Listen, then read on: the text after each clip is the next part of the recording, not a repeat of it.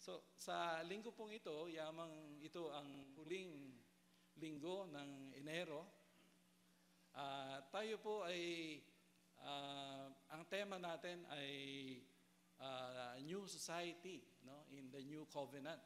Ito po yung sa buong taon. Pero itong first quarter, January hanggang March,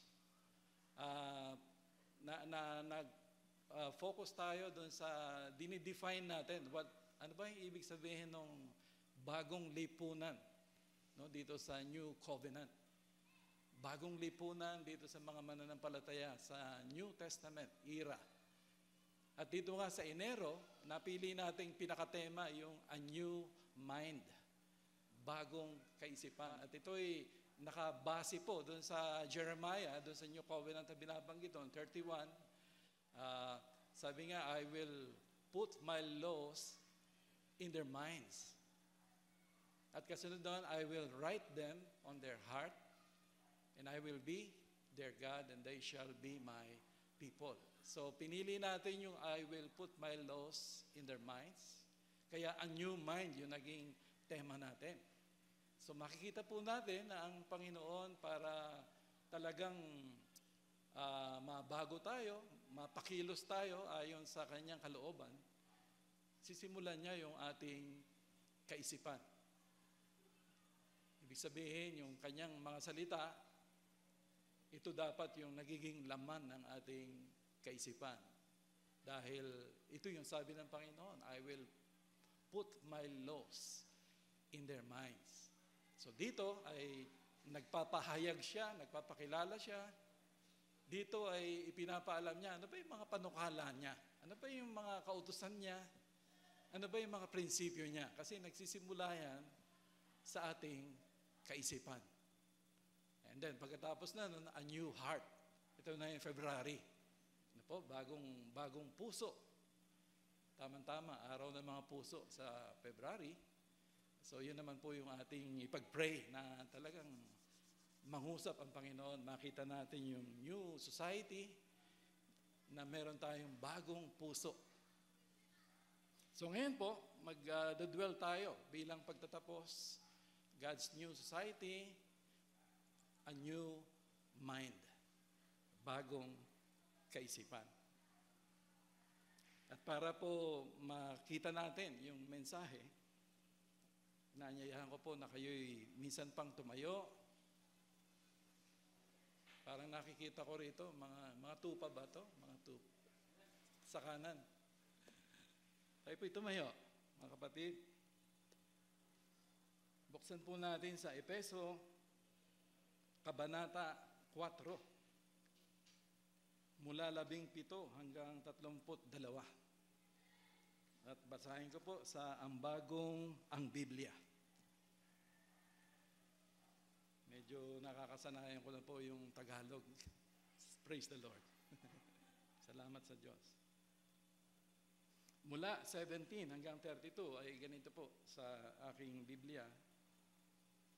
Kaya't sinasabi ko ito at pinatotohanan sa Panginoon na kayo'y hindi na dapat lumakad na gaya ng lakad ng mga hentil sa kawalang saysay ng kanilang mga pag-iisip. Nagdilim ang kanilang mga pangunawa, palibhasay nahiwalay sa buhay ng Diyos dahil sa kanilang kamangmangan, dahil sa katigasan ng kanilang mga puso. Sila'y naging manhid at ibinigay ang kanilang sarili sa kahalayan, sakim sa paggawa ng bawat uri ng karumihan. Ngunit hindi sa gayong paraan ninyo natutunan si Kristo. Kung tunay na siya'y inyong narinig at tinuruan sa Kanya kung paano ang katotohanan ay nakay Jesus. Alisin ninyo ang dating paraan ng inyong pamumuhay, ang dating pagkatao na pinasama sa pamamagitan ng mapandayang pagnanasa, at magbago sa espiritu ng inyong pag-iisip. At kayo'y magbihis ng bagong pagkatao na nilalang ayon sa wangis ng Diyos, sa katuwiran at kabanalan ng katotohanan. Kaya, pagkatapos itakwil ang kasinungalingan, ang bawat isa ay magsalita ng katotohanan sa kaniyang kapwa, sapagkat tayo'y mga bahagi ng isa't isa. Magalit kayo, ngunit huwag magkasala. Huwag hayaang lubugan ng araw ang inyong galit. At huwag bigyan ng pagkakataon ang dyablo. Ang nagnanakaw ay huwag nang magnakaw pa. Kung hindi, magtrabaho at gumawa siya sa pamamagitan ng kanyang sariling mga kamay ng mabuting bagay, upang siya'y may maibahagi sa nangangailangan. Anumang masamang salita ay hindi dapat lumabas sa inyong bibig, kundi ang mabuti lamang para sa ikatitibay, ayon sa pangangailangan, upang ito ay makapagbigay ng biyaya sa mga nakikinig. At huwag ninyong pighatiin ang Espiritu Santo ng Diyos, na sa pamamagitan niya kayo'y natatakan para sa araw ng pagtubos. Lahat ng pait, galit, puot, pag-aaway, at paninirang puri ay inyong alisin, pati lahat ng kasamaan. At maging mabait kayo sa isa't isa, mga mahabagin, mapagpatawad sa isa't isa, gaya ng pagpapatawad sa inyo ng Diyos kay Kristo. Tayo po'y manalangin, dakilang Diyos. Muli po kami nagpapakumbaba sa iyo, Panginoon. Ibaba niyo po ang inyong mensahe. Nawa po, bigyan niyo kami ng kalinawan, ng kaisipan, upang mula doon ay madinig ka namin, Panginoon. At ikaw ay patuloy naming itaas sa aming buhay. Sa pangalan ni Jesus. Amen. Paupo na po tayo. So ngayon po ay nais nating tignan, yung ano ba yung bagong kaisipan sa bagong lipunan ng ating Panginoon. Dahil sabi nga natin, ito ay nagsisimula sa ating kaisipan. I will put my laws in their mind. So let us view kung ano yung ibig sabihin nito dito sa ating teksto. At dito nga sa 17 hanggang 24, makikita po natin yung isang katotohanan, na it is a mindset that is not based on the former life, but according to the new man created after the likeness of God. So ito po yung sinasabi rito, a mindset that is not based on the former life, but according to the new man created after the likeness of God. So ipinapakita po rito na kung ikaw ay bagong nilalang na kay Kristo, ito na yung nagiging mindset mo, ito na yung nagiging inclination mo, kapatid.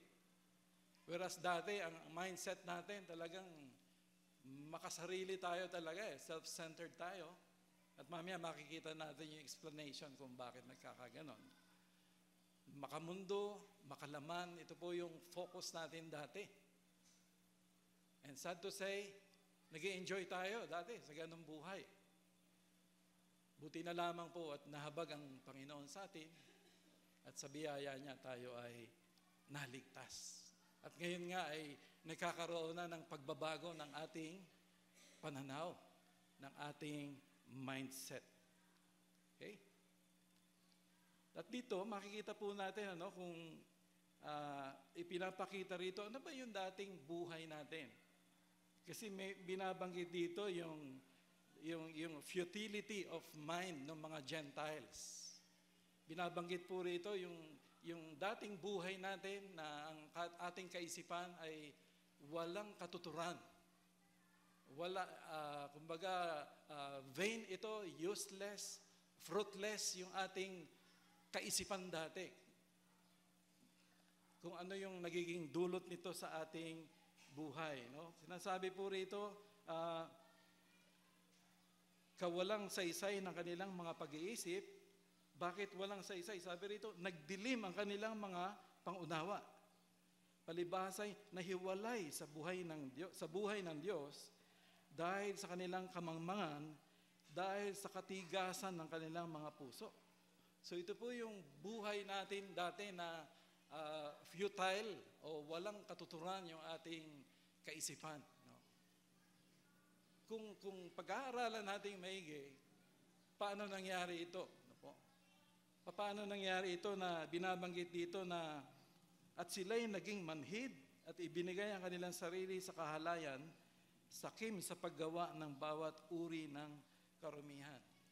Kung babasahin natin yung Roma, kitang-kita po natin doon, lalo na sa chapter 1, mula 18 hanggang 32. Makikita po natin yung development ng ating kaisipan dati.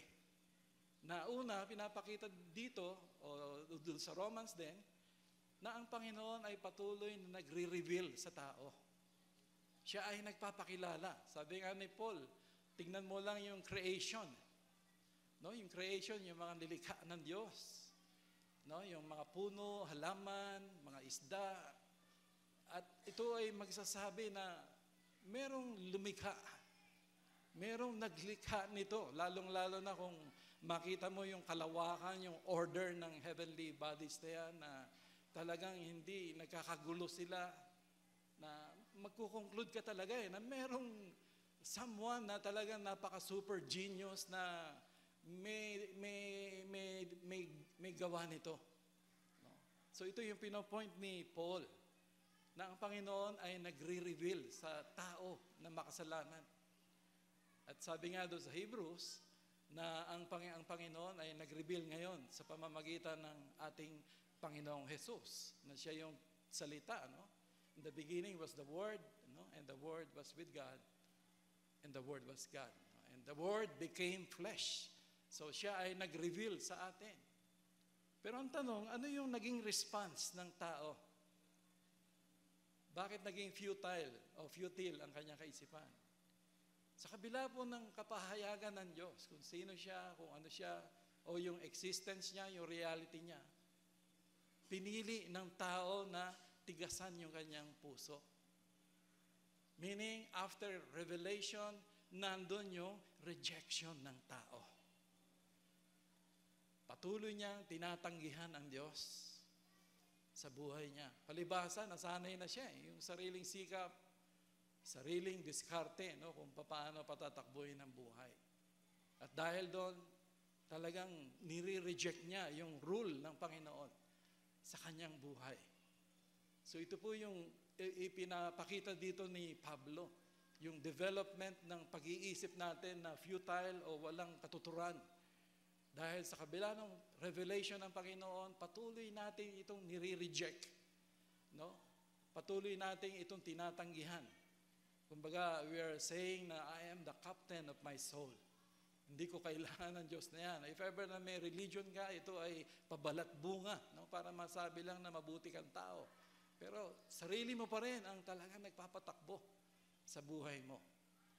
So revelation and then rejection. After rejection, ano mangyayari? Ano yung na-expect natin? Nandun yung alienation. Na ang tao ay patuloy na napapalayo. So ito yung pinapaliwanag dito, bakit nagdidilim yung kanilang kaisipan. Kasi napahiwalay nga sa source ng kaliwanagan ng ating Panginoon. Bakit talagang pababa ang kanilang moral life? No? Talagang dahil, yun nga, pinipili niyang ayaw magpasakop sa Diyos. Na siyang totoong source ng kabanalan, katwiran, pag-ibig. So ito po yung nangyayari, no? Rejection and then alienation or separation from God.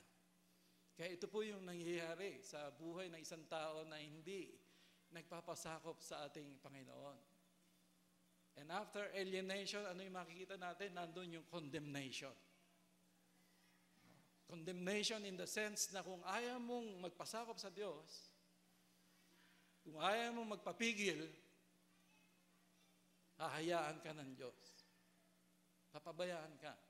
So sinasabi po rito, they became callous, manhid, wala nang pakiramdam. No? Kumbaga nagpatuloy na doon sa kalaswaan, sa paggawa ng lahat ng uri ng kasamaan. So ito parang nakikita natin dito yung condemnation. No? Pinapabayaan ng Diyos.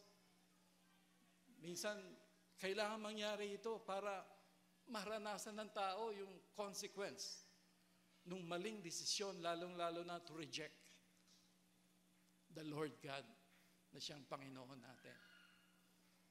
So, minsan dun pa lang tayo nagigising kung makita na natin na para bang yung the prodigal son, di po ba? Noong unang, ganda-ganda ng buhay niya eh. Sa piling nung ama niya. Pero nag-declare siya ng independence eh. Kumbaga, sa feeling niya, kaya niya eh, na hiwalay sa ama niya eh. No? Siguro, nag-rely siya doon sa resources, kinuha niya nga yung mana niya eh, buhay pa yung tatay niya eh. No? So ano yung nakita natin? Unti-unti, no? Nandun po yung pagbagsak ng kanyang buhay. Lalong-lalo na yung spiritual life niya, kasunod na nun yung physical life niya, yung moral life niya, maging yung resources niya, siya ay namulubi, bangkarote. Hanggang sa dumating yung time, dinidesire niya yung pagkain na ng baboy na siyang kainin. Wala na siyang makain. So ito po minsan yung nangyayari, the Lord will allow us. Parang kinokondemn ka, pinababayaan ka eh, para makita mo ano ba yung desisyon na pinipili mo to reject the Lord.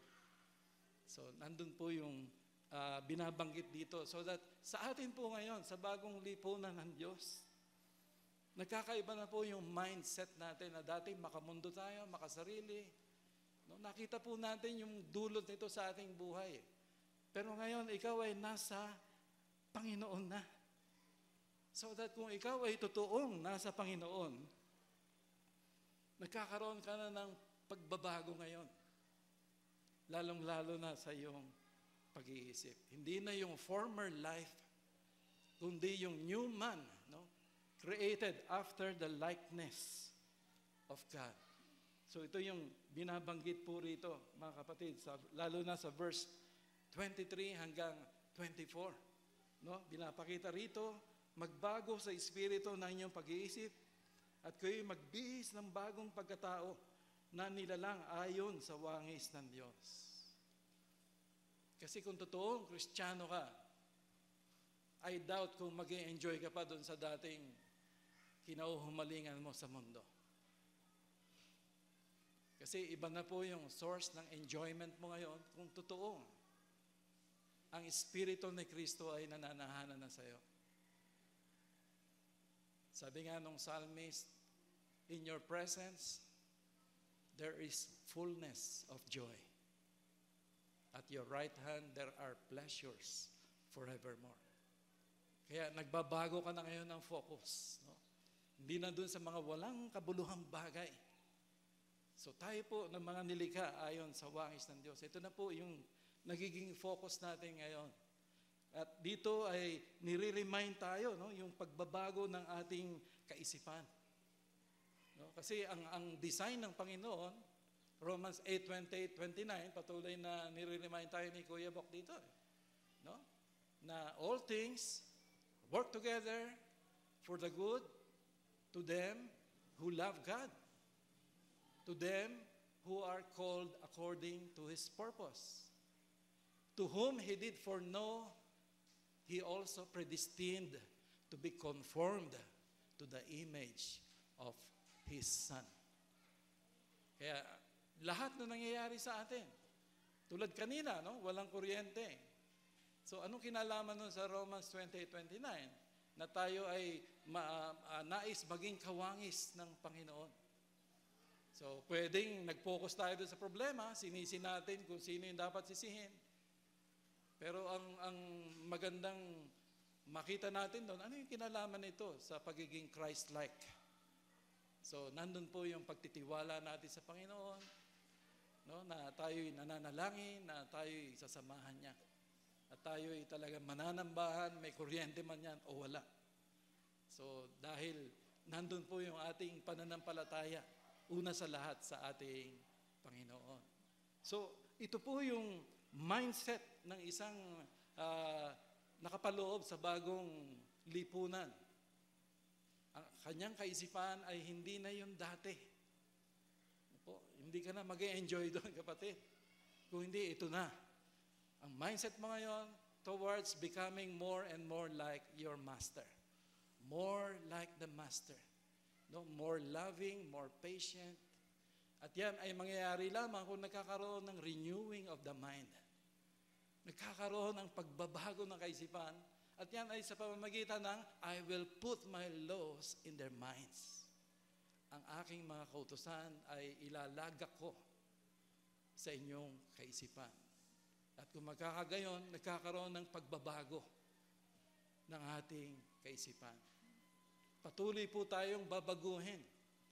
And it's gonna be a long life experience.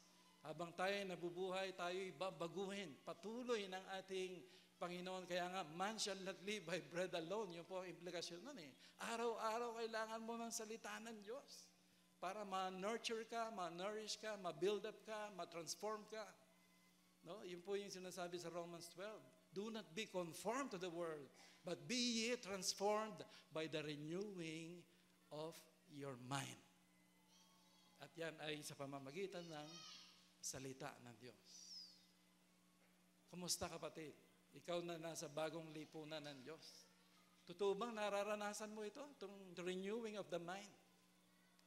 Talagang bang nararanasan mo yung pagbabago mula doon sa makalupa, ngayon nagiging makalangit ka na. Dati makalaman, ngayon maka-espiritu ka na. No? Talagang filled with the Holy Spirit. So ito ba'y talagang totoo na nararanasan mo dahil ikaw ay kabilang sa God's new society? Nagbago ka na ba ng focus, kapatid? Ito'y pinapaalala sa atin. At makikita natin na dito ay binabago tayo, sabi nga rito, ayon sa wangis ng Diyos, sa katwiran at kabanalan ng katotohanan.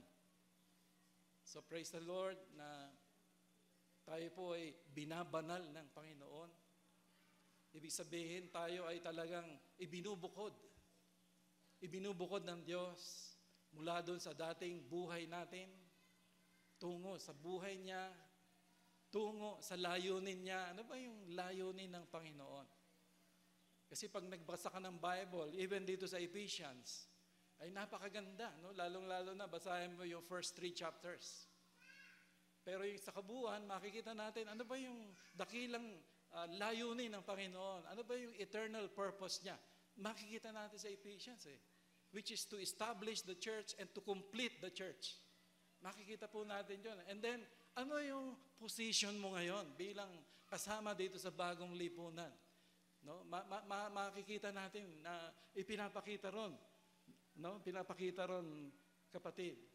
Ano yung position mo ngayon? Unang-una, predestined ka. No? Pinili ka noon pa man bago likhain ang mundo. Pinili ka ng ating Panginoon. Ikaw ay sinelyuhan ng banal na Espiritu. Ibig sabihin, ikaw ay pag-aari na ng Diyos.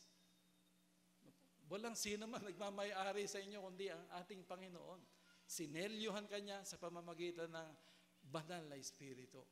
Ikaw ay naligtas sa pamamagitan ng kanyang biyaya. So ito yung position natin, no? Para lang magkaroon tayo ng pananaw na nakaayon dito. Ito yung kagandahan ng Epeso. So that yung mula 4 hanggang 6 naman, tumutukoy dito, ano dapat yung mindset mo, ano yung conviction mo na, ano dapat na yung practice mo dahil ikaw ay tinawag Ikaw ay binanal. Ikaw ay napabilang sa iglesia, sa katawan ni Kristo. Therefore, no, makikita mo yung word na therefore nandito sa verse 4, no, nandun yan. Ibig sabihin, ito yung conclusion na dahil ikaw ay ganito, ito yung layunin ng Diyos, therefore, no, ito dapat yung mindset mo. Ito dapat yung focus mo. Ikalawa, mula naman sa 25 hanggang 29. Makikita naman natin dito what it means to be in the new society. Anong mindset, anong kaisipan dapat meron ka, no? Na binubuhusan ka ng salita ng Diyos. Ang nangyayari po, we have an attitude that is not hostile to others, but is caring and concerned for their welfare. An attitude that is not hostile to others, but is caring and concerned for the welfare of others. Dati, sabi nga natin, makasarili tayo, no? Dahil ang naging consequence po ng kasalanan, lalong-lalo na ng ating unang magulang, si Eva at Adan. Ano yung naging consequence ng sin? Nag-aaralan natin sa ST. Ano nga yun? Yung kamatayan. Ano po? Na ang kamatayan daw ay paghihiwalay o separation. So, naging consequence ng sin, tayo ay napahiwalay sa ating Panginoon na pinagmumulan ng buhay, kabanalan at pag-ibig, katotohanan. So, ito yung naging consequence. At dahil napahiwalay tayo sa Diyos, napahiwalay din tayo sa ating sarili. Kasi nagdilim yung ating kaisipan, no? Nawala yung Panginoon. So, nangyari, yung sarili natin mismo, hindi natin kilala. Katunayan, madalas nating saktan yung ating sarili, no? Sa mga desisyon na hindi dapat. No? So, wala yung totoong pagmamahal sa ating sarili dahil winawasak natin. O if ever man, nagiging self-centered yung ating motibo o yung ating hangad na ultimately nagiging destructive pa rin. Sabi nga nung Proverbs, there is a way that seemeth right unto a man, but the end of it is destruction. No, kahit na napakagandang tignan nito, pero kung ito ay self-centered pa rin, at ito ay hindi mula sa Diyos, ito ay kapahamakan pa rin sa bandang huli. So, ang tao ay napahiwalay sa Diyos, consequently, siya ay napahiwalay sa kanyang sarili. Kaya nga dun sa commandment, love your neighbor as you love yourself. No? So dahil napahiwalay ka sa sarili, you cannot love even yourself.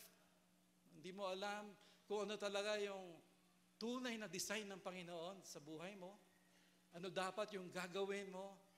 Ano ba yung plano ng Diyos? Bakit ka binigyan ng buhay? So hindi natin kilala ang lahat ng ito dahil napahiwalay tayo sa ating Panginoon.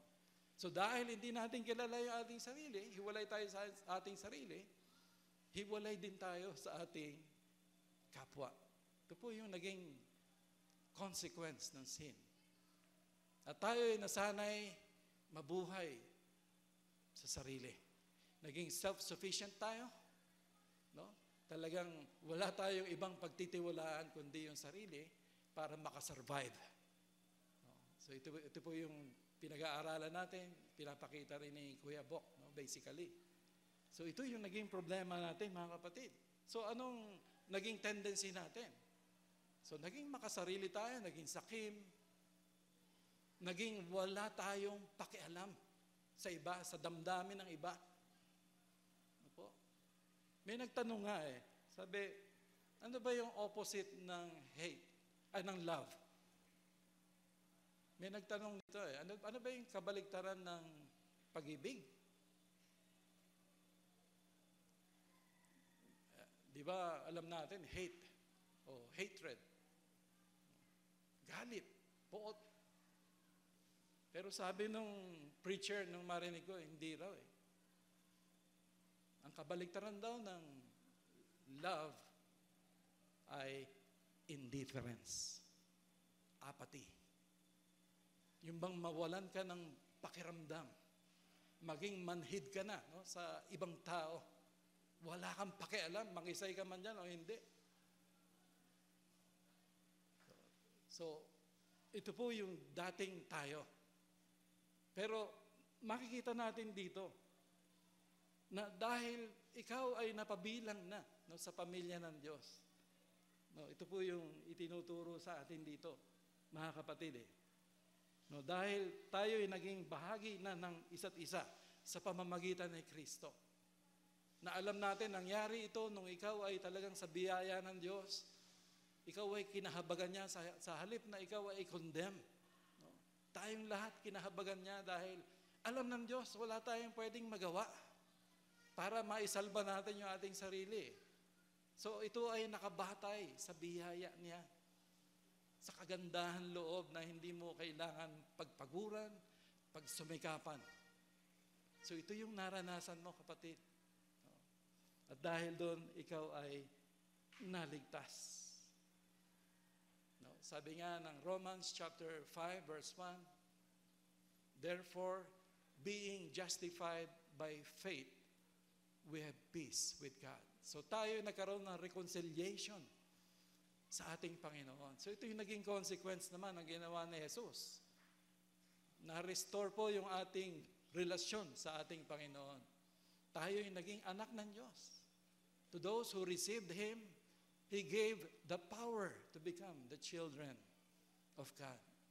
So na-restore po yung ating relationship na winasak ng kasalanan. At dahil na-restore tayo sa Panginoon, consequently, na-restore din naman tayo sa ating sarili. Love, sabi ng Panginoon, love one another as I have loved you. So, habang nagiging totoo yung pag-ibig ni Jesus, yung kapatawaran niya sa puso mo, mas madali ng mahalin, lalong-lalo na ang kapatid sa Panginoon. Dahil ikaw mismo, naranasan mo, sa kabila ng maraming kasalanan, no, pinatawad ka ng Panginoon. So ito yung nagiging basihan natin para i-reach out, no, yung kapatid. Bagamat minsan siya ay nagkakasala din sa iyo. So na-reconcile ka sa Diyos, na-reconcile ka sa sarili mo, na-reconcile ka sa iyong kapwa. At ito yung nagiging ebidensya. No? Dati talagang sarili lang pero ngayon, meron kang concern Meron kang pakialam na nakikita mo, nabibigatan si kapatid No? Willing kang magsakripisyo. Kahit kakainin mo na lang, gusto mo nang i-share. Gusto mong ibahagi ito dahil kapatid mo yan Kabahagi mo yan kadugtong mo yan, kapatid. Yung espiritu niya, espiritu mo rin Espiritu Santo. Yung pag-ibig na dumadaloy dyan, yun yung pag-ibig ni Kristo. So that hindi maaari na wala kang pakialam. Ito po yung binabago sa atin ng ating Panginoon. In fact, nagiging sensitibo tayo ngayon, lalong-lalo na sa damdamin ng ibang tao. Dati, okay lang no? Wala tayong control No? Parang nagiging bulldozer nga tayo. Sabi nga Okay, masaktan ka hindi, wala akong pakialam. Basta okay sa akin ito Pero hindi po ganon. Ito po yung tinuturo sa atin. Kung ikaw ay kabilang na sa bagong lipunan ng Diyos, at ikaw ay kabahagi na sa Kanyang katawan, ito ngayon yung nagiging attitude mo. No? Mula doon sa pagkamakasarili, ikaw ay nagiging caring. Ikaw ay nagiging loving. Ikaw ay nagiging concern. So yan po yung nais nating i-practice. Dahil yan po yung bagong lipunan No? Talagang ito yung ebidensya na ikaw ay anak ng Diyos. Hindi sa galing mo, sa husay mo, no? Sa kapugian mo, hindi yun Kung hindi, nakikita ba sa iyo yung karakter ni Kristo? Lalong-lalo na yung kanyang pag-ibig. Sabi nga niya, by this shall all men know you are my disciples if you love one another. So, kaya nagbabago ka ngayon ng attitude. Dahil alam mo, ito yung damdamin ng Panginoon ko No? He is not willing that any should perish. Kung hindi, gusto niya talaga lahat maligtas. Gusto niya lahat talaga i-bless. Sino ako para kumontra sa ganung direksyon? No? So ito po yung nangyayari. An attitude that is not hostile to others, but is caring and concern for their needs or their welfare. Isa na lang po, mag-aalas 12 na. Tapusin na natin. Pangatlo, dito sa 30 hanggang 32, ano ba yung ibig sabihin na talagang inilalagak ng Panginoon ang kanyang salita sa ating kaisipan? Dito, makikita po natin, it is an inclination not to displease God, but to live in harmony with Him, yielded to His will. It is an inclination not to displease God, but to live in harmony with Him, yielded to His will. Sabi ko nga kanina, kung totoong Kristiyano ka, hindi ka na magiging masaya sa kasalanan, sa pagsuway sa Panginoon.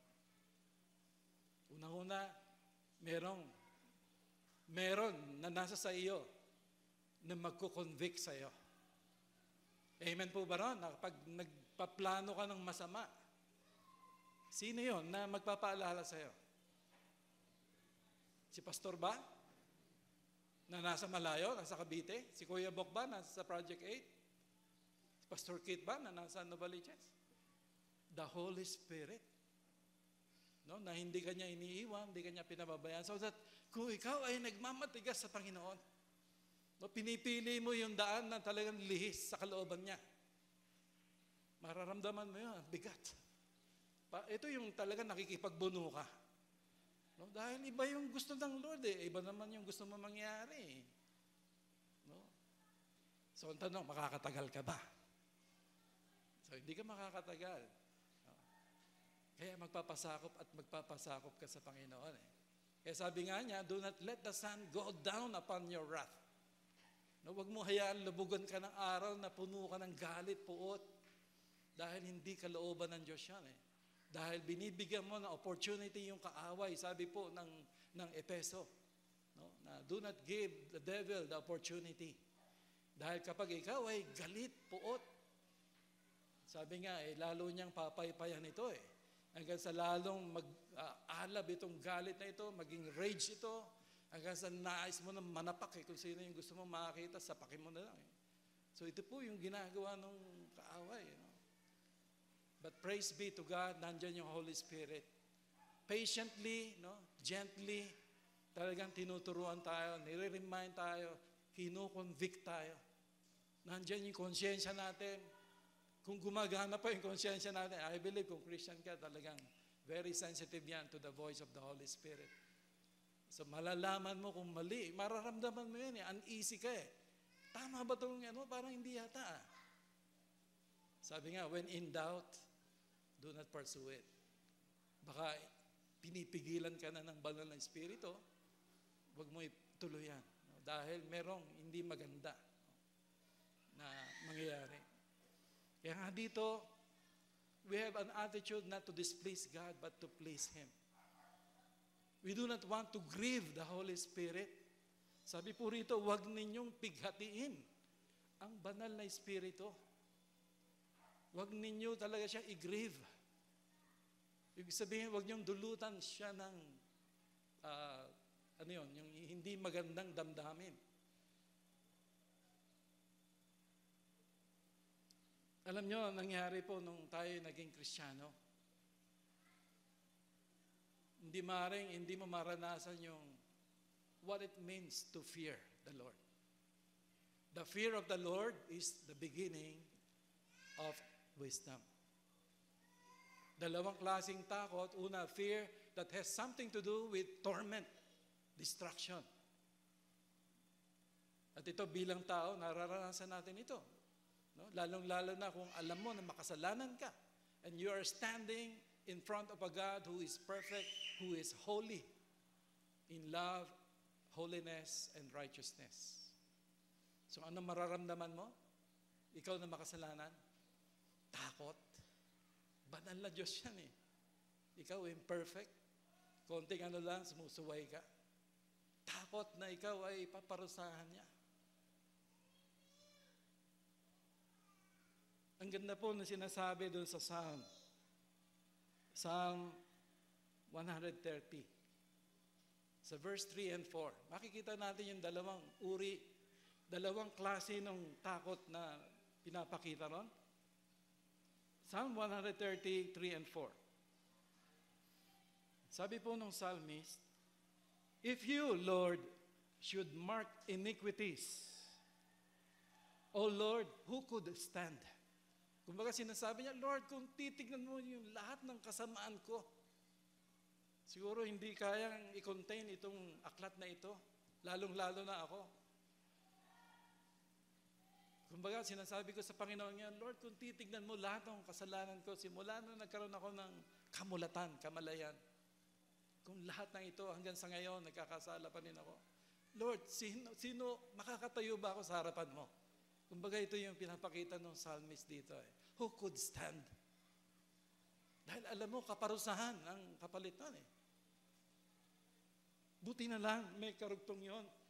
Sabi rito, but there is forgiveness with you, that you may be feared. Buti na lamang po, hindi mo ko tinignan doon sa kasalanan ko, sa karumihan ko. Kung hindi, nangibabaw yung kahabagan mo, Panginoon. Nangibabaw yung kagandahan ng iyong kalooban. At ako'y iyong pinatawad sa lahat ng aking mga pagsalansang. My sins in the past, my sins in the present, and even my sins in the future. Lahat ng ito ay binura mo, kinansila mo, pinatawad mo sa pamamagitan ng dugo ng iyong anak na si Jesus. Mabuti na lamang po. At mula doon sa takot na ako'y paparusahan, ako ngayon ay may takot na ayaw ko mapighati ang Diyos. Ayaw ko siyang dulutan ng sama ng loob dahil nandun yung mataas na paghanga ko sa Kanya, mataas na paggalang ko sa Kanya, mataas na pagmamahal ko sa Kanya. Dahil ito'y pinaranas niya sa akin. Di ba minsan hindi naglalayo ito doon sa nagiging trato mo, sarili mong magulang, na naramdaman mo yung kanilang kabutihan, sakripisyo. At dahil doon, nagkakaroon ng payback time. No? Ito po'y gagawin nila dahil nandun yung paggalang nila sa iyo. Dahil nakita nila kung paano mo sila kinandili, inaruga. No? Ito po yung relasyon natin sa Panginoon. Nagkakaroon tayo ng godly fear in the sense na ayaw mo nang pighatiin ang Diyos. Na bago ka gagawa ng isang desisyon, talagang pakakalimiin mo ito ng maigi. Ito ba'y magbibigay ng kaluwalhatian sa aking Panginoon? Mapapasaya ko ba siya dito? O mapapalungkot ko siya rito? So ito po yung nagiging attitude mo ngayon. Ito yung nagiging inclination mo ngayon, kapatid, sa iyong buhay. At dito ay makikita natin yung dalawang bagay, lalong-lalo na sa 31 and 32. Na dito nga sa 31, makikita natin dito yung pait, yung galit, yung puot, na kung ito pa rin yung nangingibabaw sa ating buhay. Ibig sabihin, yung dating buhay pa rin ang nangingibabaw sa atin.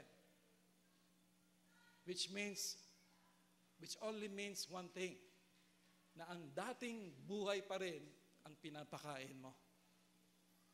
Ang dating buhay pa rin ang marami kang panahon, lalong-lalo na sa iyong pangkaisipan. At dahil doon, nagmamanifest itong mga bunga ng laman, puot, galit, selos, inggit, at lahat, at marami pang iba. At dahil doon, ang Panginoon ay napipighati. Dahil pinipili mong lakaran yung buhay na hindi na dapat sa iyo. Napipighati ang Diyos dahil nakikita niya yung magiging consequence ng isang matigas na puso. Nakikita niya yung kahirapan na naranasan mo. Kaya siya ay talagang isang Diyos na mapagmahal. Dahil doon ay napipighati siya. Ayaw niyang danasin mo yon. Pero nagpapatuloy ka dahil nandun pa rin yung free will na hindi niya pwedeng kunin dahil magiging robot tayo, mga kapatid. Susunod dahil may nakaambang pamalo ang ating Panginoon. So nais ng Panginoon, if ever na ikaw ay susunod sa Kanya, sarili mong desisyon ito, dahil siya ay mabuti, siya yung BFF mo, kumbaga. At dahil doon, alam mo, nakikita mo yung plano niya, yung direksyon niya na talagang pagpalain ka, gawin kang pagpapala sa marami, talagang pagyamanin ang buhay mo spiritually, even physically, emotionally, even yung finances mo sa tamang panahon niya. No, ito yung nais ng Panginoon. Pero kung lumilihis tayo ng landas, sa kabila ng marami niyang paalala sa kanyang mga salita, sa kanyang iglesia, no? Sa personal na dealing sa iyo ng Holy Spirit, kung patuloy mong nire-resist ito at nagmamanifest na ngayon yung buhay sa mundo na minsan hindi ma-distinguish kung Kristiyano ba tayo o hindi, ang Panginoon ay napipighati. Pero dito sa 32, makikita naman natin dito yung mga bunga ng Espiritu. Nandun yung kabaitan natin, yung brotherly concern, yung kahabagan natin sa isa't isa. At ito ay dahil pinipili natin na talagang palaguin yung relasyon natin sa ating Panginoon. At ito po yung nagiging resulta, ito yung nagiging bunga. Napakasarap po na makita natin ang buhay natin ngayon. Hindi ito isang patay na relihiyon. Hindi ito isang ritualism lamang. Kung hindi ito isang buhay na relasyon sa ating Panginoon. At makikita natin na talagang mula sa ating kaisipan, no, nararanasan natin na ibinababa ng Panginoon ang kanyang mga katuruan. At mula ron ay nagkakaroon ng paghuhubog sa ating pagkatao, sa ating puso. At yun yung nagiging dahilan na nagbabago na tayo ng ating Christian walk. So sa puntong ito, mga kapatid, I will put my laws in their mind. Kamusta ang pagmamanage mo ngayon ng kaisipan mo? Palagi bang nararanasan mo ang salita ng Diyos? Ibig sabihin, nagdi-decide ka ba talaga sa bawat araw ng buhay mo? Nakikita mo ang Panginoon na talagang inilalagak yung salita niya sa iyong kaisipan. Ito po yung magandang application. Dahil under the new society, ito yung inuuna ng Panginoon.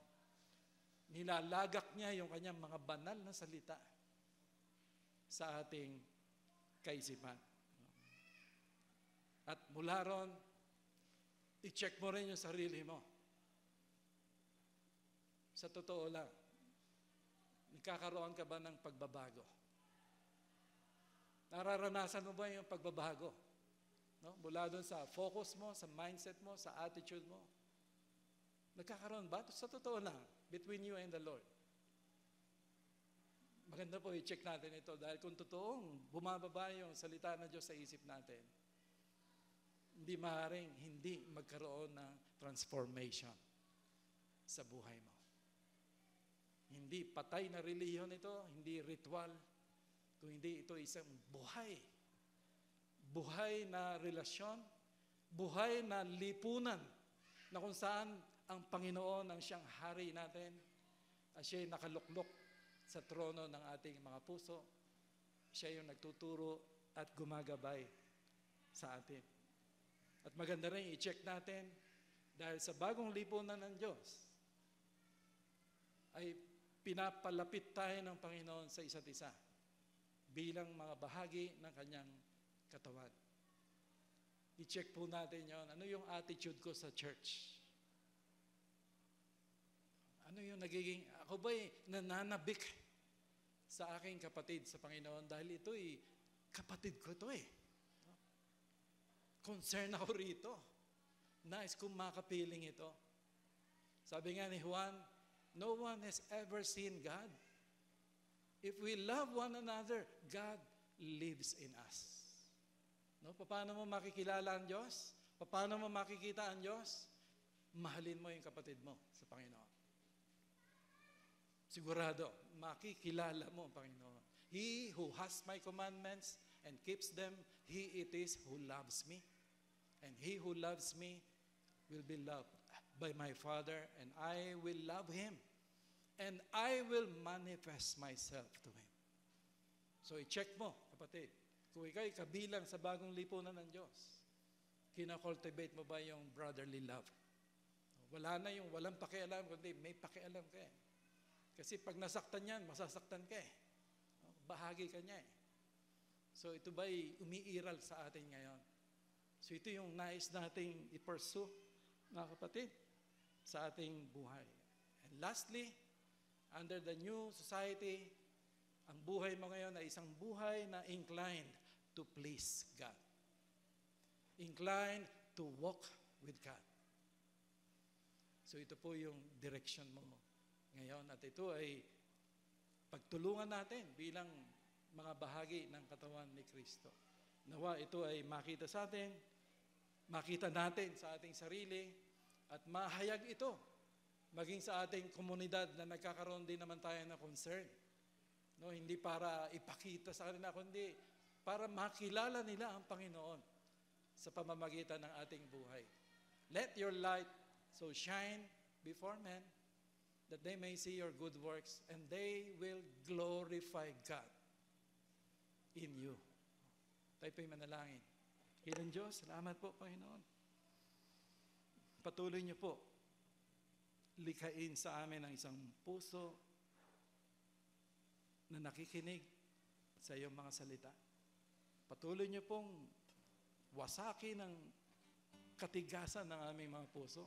Yung kawalan nito ng pakiramdam, lalong-lalo na sa iyong tinig.